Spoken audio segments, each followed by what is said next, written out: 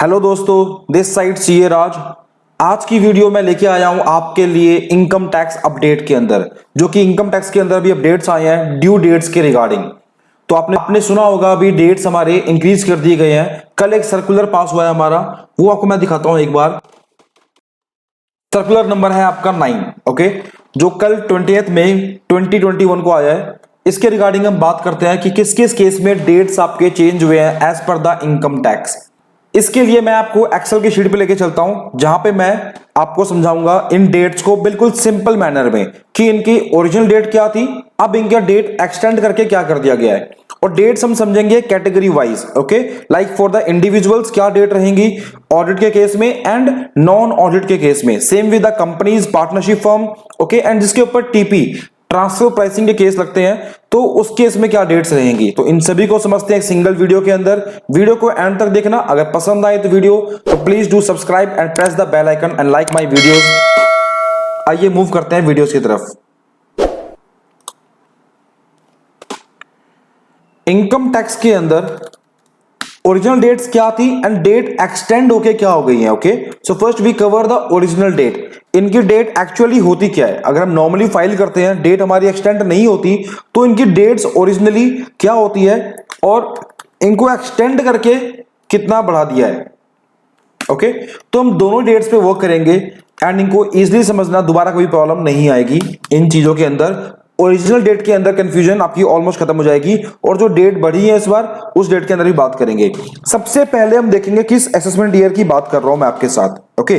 तो for the assessment year मैं बात करूं आपके लिए, यहां पे लिख देता हूं, इज फॉर द 2021 एंड 2022, यानी 21-22 असेसमेंट ईयर की बात कर रहा हूं। इसका सिंपल सा मतलब ये निकलता है कि मैं आपसे बात कर रहा हूं फाइनेंशियल ईयर 20-21 के लिए, ओके। तो यानी मैं फाइनेंशियल ईयर 20-21 बोलूं या असेसमेंट ईयर 21-22 बोलूं, दोनों एक ही बात है। इसके रिगार्डिंग आपने मेरी प्रीवियस कई सारी वीडियोस में देखा होगा, तो आपको ये असेसमेंट ईयर फाइनेंशियल ईयर का वर्ड तो बिल्कुल क्लियर होगा, ओके। अगर जिनको नहीं पता उनके लिए मैं बोल दूं, फाइनेंशियल ईयर और असेसमेंट ईयर में डिफरेंस ये समझ लो कि जो फाइनेंशियल ईयर है उसमें हम इनकम अपनी अर्न करते हैं, okay. The year in which we earn the income is known as your financial year, जिसको हम इनकम टैक्स लैंग्वेज में प्रीवियस ईयर भी बोलते हैं, okay. Now what is the assessment year? The year in which you assess your income, calculate your income. जिस साल आप tax पे करते हो उसको क्या बोलते हैं? Assessment year. तो 20-21 में, 20-21 का मतलब क्या है मेरा सर? 20-21 का मतलब है मेरा 1 अप्रैल से लेकर, ओके, 31 मार्च 21, ओके।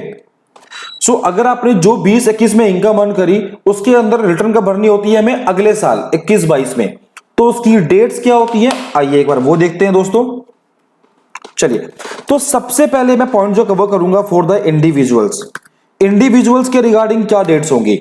अब यहां पे आपको समझना पड़ेगा, इंडिविजुअल्स दो पार्ट में कैटेगराइज होते हैं, okay. One is for audit, okay, and another one is for non audit. तो अगर आपके ऊपर ऑडिट के प्रोविजन लगते हैं तो क्या डेट्स रहेंगी आपके लिए।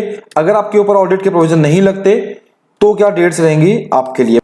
तो मैं अगर बात करूं यहां पे इंडिविजुअल्स की, तो इंडिविजुअल्स के लिए जो डेट्स है हमारी फॉर द नॉन ऑडिट, जिनके ऊपर ऑडिट के सेक्शंस एप्लीकेबल नहीं होते, इसका मतलब उनकी सैलरी की रिटर्न, सैलरी की इनकम होती है, इसका मतलब उनके पास कुछ इंटरेस्ट की इनकम आती होगी, इसका मतलब उनके पास कुछ रेंटल इनकम होगी, जिनके ऊपर ऑडिट के प्रोविजन नहीं लगते, उनके लिए जो डेट्स होती हैं रिटर्न फाइल करने के लिए नॉर्मली जो होते हैं वो होते हैं 31 जुलाई, ठीक है।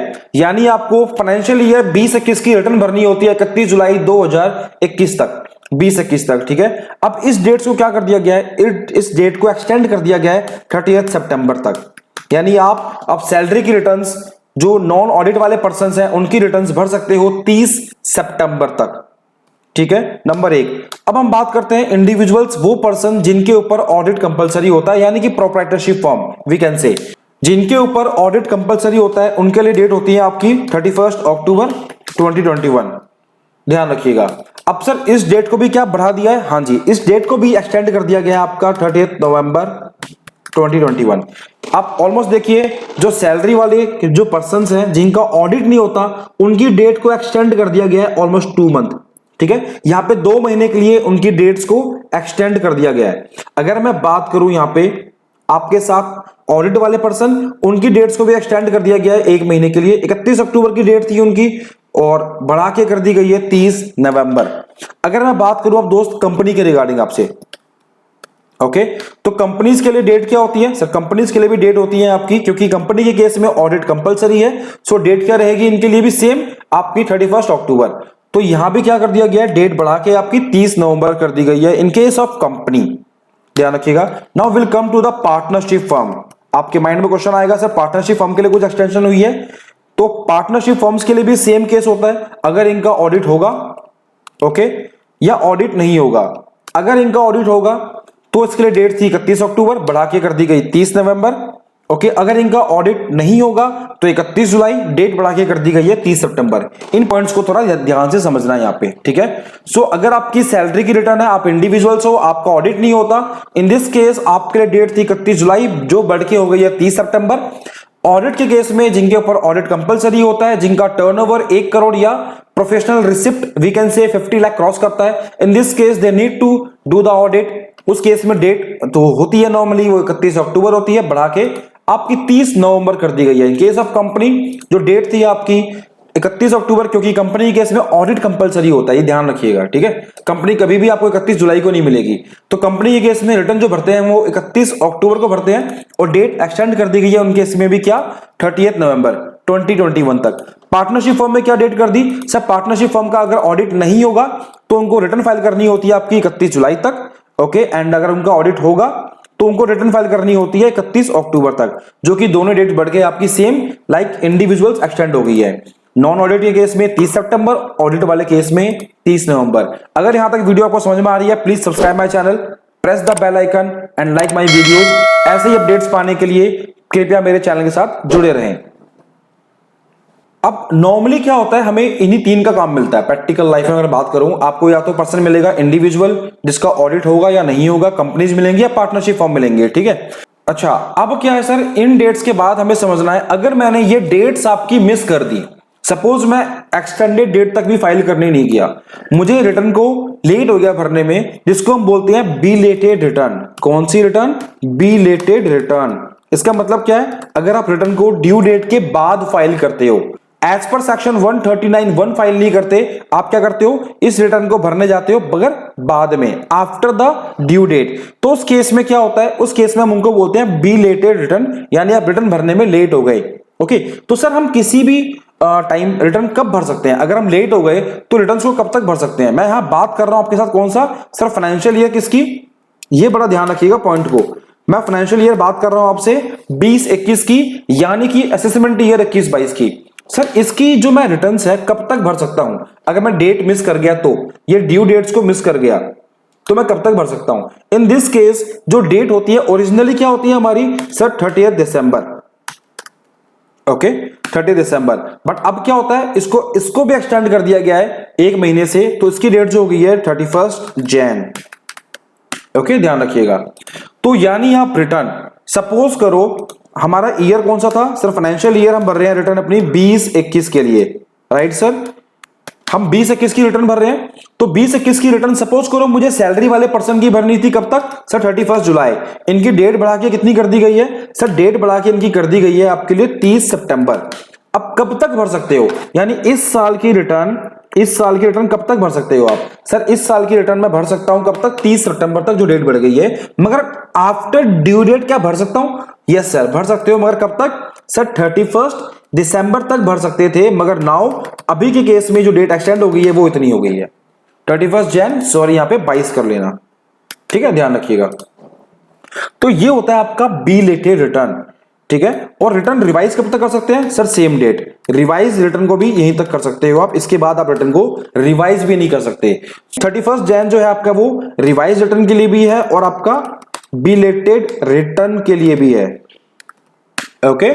अगर मैं इनके सेक्शंस की बात करूं तो आपको पता होगा जो हमारा रिवाइज रिटर्न होता है वो किसमें करते हैं हम सर, सेक्शन 139(5) के अंदर, ठीक है, 139(5) के अंदर करते हैं रिवाइज।